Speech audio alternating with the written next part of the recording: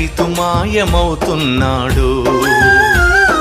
భూమి మాయమవుతున్నది ఓరన్న, రైతు మాయమవుతున్నాడు.